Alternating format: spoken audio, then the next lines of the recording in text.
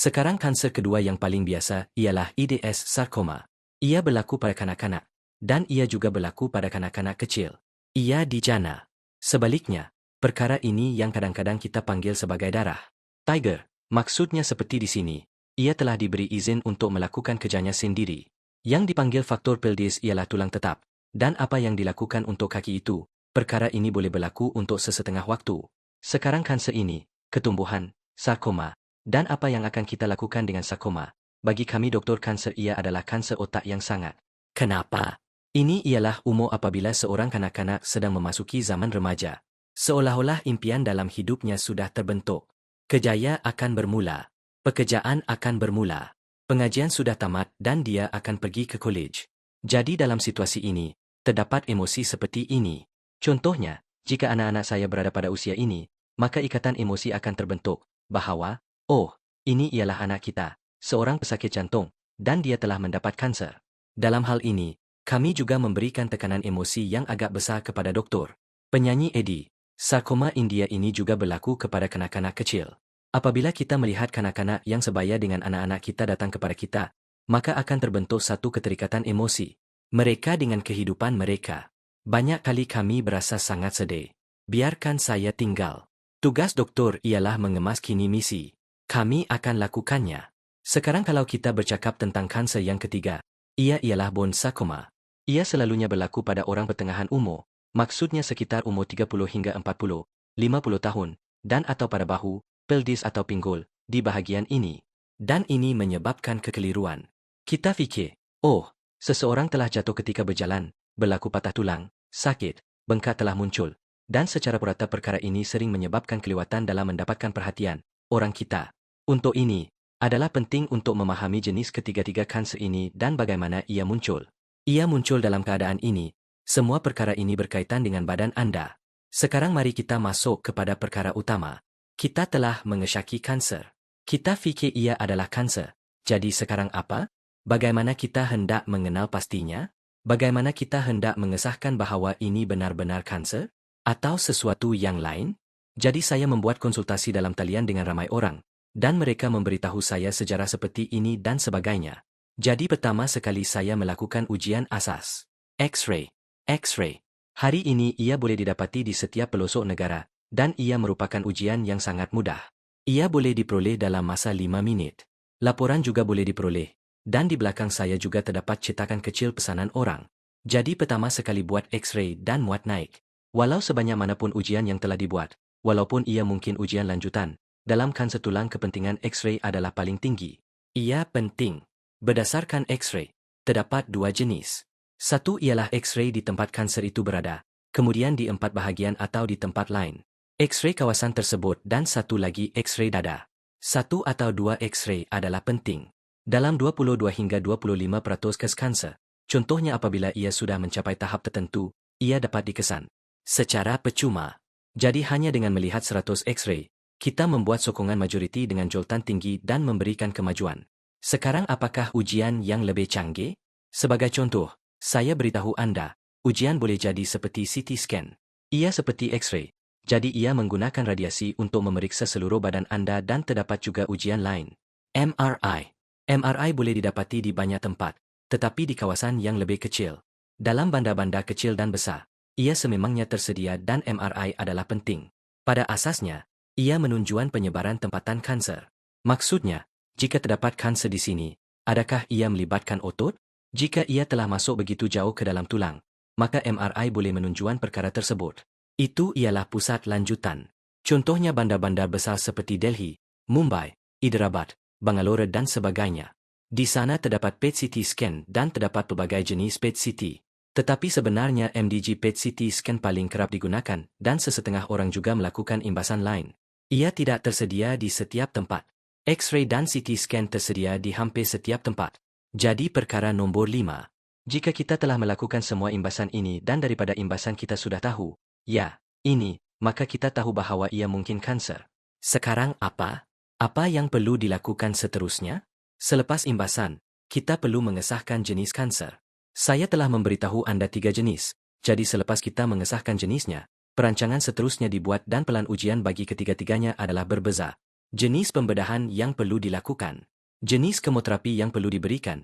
Jenis perkara lain yang perlu dilakukan. Jenis kanser itu adalah penting. Untuk mengenal pasti jenisnya, sekarang kita melakukan biopsi. Sekarang pada asasnya, apakah biopsi ini? Biopsi ialah satu kaedah. Ia agak tebal. Kita memasukkannya ke dalam kawasan yang disyaki mempunyai kanser, mengambil sedikit sampel dan menghantarnya ke makmal. Kemudian kita mengetahui jenis kanser tersebut. Terdapat banyak ujian. Ia dilihat di bawah mikroskop, beberapa bahan kimia khas dimasukkan ke dalamnya. Selepas semua itu dilakukan, kita mengetahui jenisnya. Sekarang dua maklumat ini, yaitu laporan imbasan dan biopsi, adalah penting bagi kita. Jadi apakah rawatan yang perlu diberikan? Kerana orang sering bertanya tentang perkara ini. Apakah tahapnya? Bagaimanakah kanser tulang? Secara praktikalnya terdapat dua tahap, sama ada ia masih setempat, atau ia telah merebak. Doktor, maksudnya tahap 1 boleh jadi apa sahaja, tetapi ia hanya berada di satu tempat. Dan tahap seterusnya bermaksud ia telah merebak ke tempat lain. Jadi dalam tahap 1, 2 dan 3, apabila saiznya menjadi lebih besar. Tetapi penyakit itu masih berada di tempat yang sama. Ia mungkin 1 cm, 2 cm, 3 cm, sebagai contoh. Tetapi jika pada ketika ini nampaknya ia sudah pergi ke tempat lain, dan memang sudah merebak ke tempat lain, maka ia dipanggil tahap 4.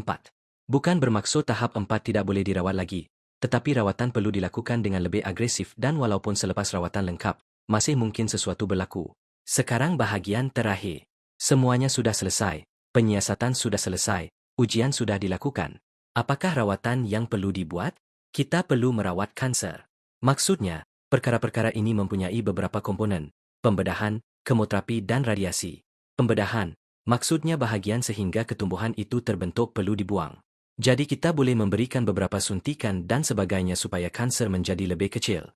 Kadang-kadang kita menyekat pipe di tempat ini atau meletakkannya sebelum pipe, kemudian selepas 1 minit. Sekarang tentang biopsi ini, Anda perlu memilih pusat tempat Anda akan melakukan biopsi dengan baik. Pakar bedah yang akan merawat Anda juga perlu dipilih dengan baik. Ini kerana laluan yang digunakan untuk melakukan biopsi itu perlu dibuang sepenuhnya semasa pembedahan. Memang perlu dibuang. Ini kerana di tempat jarum dimasukkan, kanser boleh berada di dalam kawasan tersebut. Oleh itu, jika pusatnya berada di sini, gunakan kemudahan yang sesuai dan sekurang-kurangnya lakukan biopsi di tempat yang sama. Banyak kali kami menerima seperti ini, apabila pesakit datang dari sebuah village atau kampung dan disebabkan kekurangan maklumat, biopsi dilakukan di sektor tempatan. Selepas itu dia mendapat kanser dan apabila pesakit datang kepada kami tidak tahu dari mana biopsinya diambil. Skim masalahnya. Dalam situasi ini, banyak kali kami tidak dapat merancang pembedahan dengan betul, iaitu bahagian mana yang perlu dikeluarkan. Oleh itu, Anda boleh pergi ke pusat yang sesuai dan mendapatkan keseluruhan rawatan di sana. Mulakan rawatan di pusat tersebut. Jadi, secara asasnya saya telah membuat rajah ini untuk menunjukkan bahawa biopsi perlu dilakukan di pusat yang sama, tempat pakar bedah yang akan melakukan pembedahan itu berada. Selepas itu Anda juga boleh menunjukkan rajah tersebut di tempat itu. Baik, kembali kepada bahagian urutan faktor. Sekarang kalau bercakap tentang pembedahan, Anda perlu memilih pakar bedah Anda dengan betul. Saya menghormati semua pakar bedah. Tetapi kanser tulang ialah sejenis kanser yang mana kepakaran dalam pembedahan sangat penting. Maksudnya berapa banyak pembedahan seperti ini yang telah dilakukan. Dalam hal ini, pengalaman dalam pembedahan kanser memang penting. Seorang doktor yang hanya melakukan operasi biasa dan tidak pakar dalam pembedahan kanser tulang, atau tidak mempunyai pengalaman yang mencukupi, tidak sepatutnya mencuba pembedahan kanser tulang. Kerana hasil pembedahan banyak bergantung kepada sejauh mana pembedahan itu dilakukan dan sama, ada kita berjaya membuang kanser sepenuhnya atau tidak. Satu lagi perkara ialah pembedahan kanser tulang sepatutnya dilakukan oleh pakar kanser tulang. Kerana dengan teknik moden hari ini, kami cuba sedaya upaya untuk melindungi fungsi pesakit, sama ada fungsi itu normal atau tidak. Pada zaman dahulu, apabila kemoterapi dan pembedahan belum begitu maju, jika kanser sampai ke bahagian ini, ia akan dibuang. Jika bahagian tersebut dibuang, Anda tidak boleh mengekalkan fungsinya, jadi pada asasnya keseluruhan bahagian perlu dihentikan. Begitu juga jika kanser berlaku pada paha, seluruh bahagian itu perlu dipotong. Sebaliknya, hari ini kami cuba sedaya upaya supaya pesakit dapat mengekalkan anggota badannya. Skim sasaran utama kami. Sebab itu dalam perkhidmatan ini terdapat banyak jenis proses prostesis, iaitu bahagian badan tiruan. Pada zaman dahulu, jika tangan seseorang dipotong, selepas itu tidak ada pilihan lain. Satu-satunya pilihan ialah tangan palsu yang tidak mempunyai fungsi. Ia hanya kelihatan seperti tangan. Tetapi pada zaman sekarang, kita mempunyai banyak bahagian badan tiruan. Sebagai contoh, Jika sebahagian tulang dibuang, tulang yang sesuai boleh dipasang, tulang dari bahagian lain boleh digunakan, atau bahagian badan daripada logam boleh dibuat dan dipasang di sini supaya tulang yang selebihnya dapat diselamatkan. Semua teknik ini sangat maju. Doktor biasa yang tidak mempunyai pengalaman dalam pembedahan kanser tulang mungkin tidak begitu terkini tentang semua topik ini. Oleh itu, lakukan rawatan terkini di pusat yang memang melakukan pembedahan kanser tulang.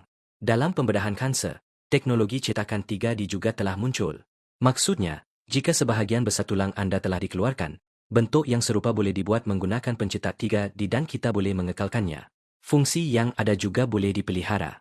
Selepas itu, jika atas sebab tertentu kita tidak dapat menyelamatkan tulang atau fungsinya, terdapat pilihan bionik. Anda boleh mendapatkan bahagian lengan bionik dan latihan untuk menggunakannya bermula sejurus selepas pembedahan supaya pesakit boleh menggunakannya. Jadi semua perkara ini mungkin tidak tersedia di pusat-pusat kecil yang kurang pengalaman. Apakah situasi lain? Apakah jenis pembedahan? Pakar bedah sangat penting untuk Anda. Seperti yang saya katakan, sarkoma ini berlaku pada kanak-kanak, pada usia remaja, dan terdapat juga jenis sarkoma yang berlaku pada kanak-kanak kecil.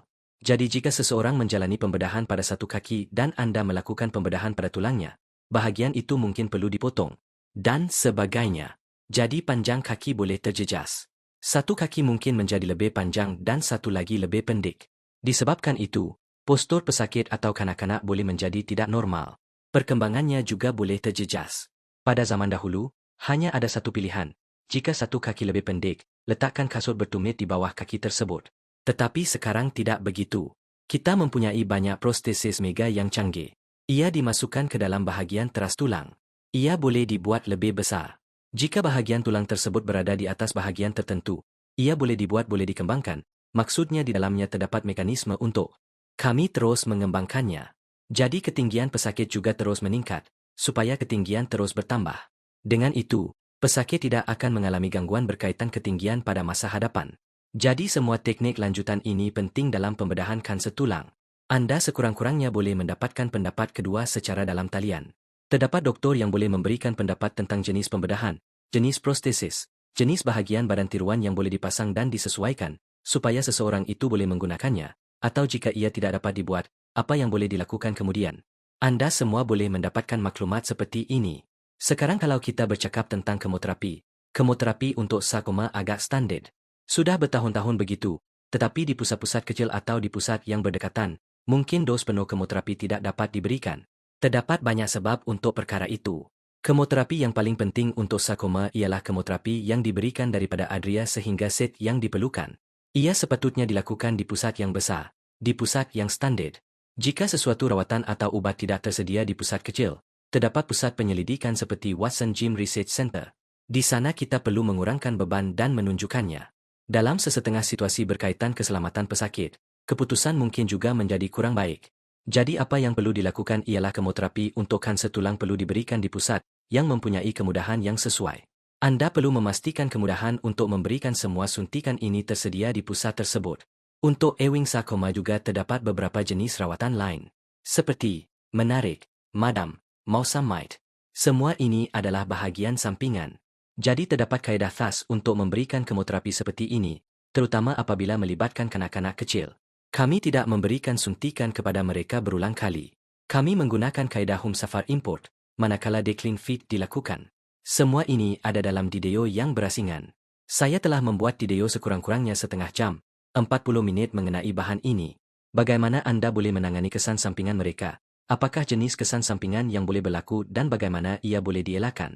Anda boleh menonton video tersebut untuk mengetahui apa yang berlaku, mengapa ia diberikan, apakah manfaatnya dan bagaimana ia boleh membantu. Di saluran saya juga terdapat video mengenai perkara ini. Apakah decline? Bagaimana seseorang yang kurang upaya berjalan? Dan apa yang patut digunakan untuk kanak-kanak? Semua ini ialah video yang berasingan. Jadi Anda telah melihat bahawa semuanya bergantung kepada jenis kanser, seberapa penting pembedahan dan seberapa penting kemoterapi. Sekarang kalau saya bercakap dengan Anda tentang satu lagi perkara, iaitu radiasi. Radiasi tidak tersedia di semua tempat. Teknologi mesin radiasi juga berubah dengan sangat cepat. Jadi Anda patut memulakan rawatan di pusat lanjutan yang mempunyai mesin paling terkini. Kerana jika kanser berlaku di sesuatu tempat, kita perlu menentukan di berapa banyak tempat radiasi perlu diberikan. Adakah terdapat pakej khas yang tersedia? Ia mempunyai kesan seperti kelegaan. Mengenai ramalan operator, Maksudnya apabila kita melakukan pembedahan dan mengeluarkan tulang, jabatan radiasi akan terlibat. Ia datang dan pergi berhampiran tempat vaksinasi. Kemudian kita menetapkan perkara khas satu demi satu, kemudian menunjukkannya semula. Atau tulang itu boleh diletakkan di dalam bone bank. Sehingga ketika itu, jika terdapat sebarang penerbitan yang rumit, apakah jenis tetapan radiasi lanjutan yang diperlukan? Ia tidak tersedia di semua tempat, terutamanya di tempat kecil atau pusat kecil. Anda perlu memilih pusat Anda dengan cara yang betul, memikirkannya dan memahaminya terlebih dahulu. Rawatan lengkap untuk kanser tulang secara idealnya sepatutnya dilakukan di satu tempat, kerana ini ialah penyakit yang kompleks. Kosnya juga kompleks. Rawatan radiasinya juga kompleks. Jadi Anda perlu mengingati perkara-perkara ini. Jadi selepas kita selesai merangkumi semua perkara ini, terdapat satu perkara terakhir yang sering diabaikan. Nama perkara terakhir itu ialah pemeliharaan kesuburan. Seperti yang saya telah beritahu Anda sejak awal di Deo, kanser tulang dan sebagainya berlaku pada usia seperti ini, remaja, golongan dewasa muda atau kanak-kanak. Dan kanser tulang juga berlaku kepada ramai orang. Jadi apabila kanak-kanak ini pulih, atau golongan remaja muda ini pulih, kemudian mereka berkahwin, pada ketika itu mungkin kira-kira 10% orang mengalami masalah seperti ini. Masalah mungkin berlaku apabila ingin mempunyai anak. Tiada masalah dalam menjalankan fungsi perkahwinan, tetapi mungkin terdapat masalah dengan keupayaan untuk mempunyai anak. Apabila masa itu tiba, ibu bapa pesakit dan doktor juga kadang-kadang membuat keputusan bahawa apa yang lebih penting, atau anak. Kita lihat dahulu keadaan anak. Kalau boleh, ia akan berlaku. Kalau tidak, kita akan lihat kemudian. Tetapi cuba fikir dari sudut pesakit. Ini ialah satu penyakit yang hampir memerlukan rawatan selama setahun. Selepas melawannya dan pulih, pesakit kembali kepada kehidupan normal. Kemudian masalah baharu mula muncul. Berlaku masalah pembiakan. Mengapa semua ini berlaku? Pada asasnya, kemoterapi yang kita gunakan, seperti faktor fosfida yang diberikan kepada pesakit, boleh menyebabkan beberapa kesan sampingan. Dalam sebahagian peratus pesakit, sperma boleh rosak atau ovum boleh terjejas. Maksudnya, jika organ wanita rosak, dalam fungsi normal ovum tidak terbentuk dengan baik, ia menjadi rosak.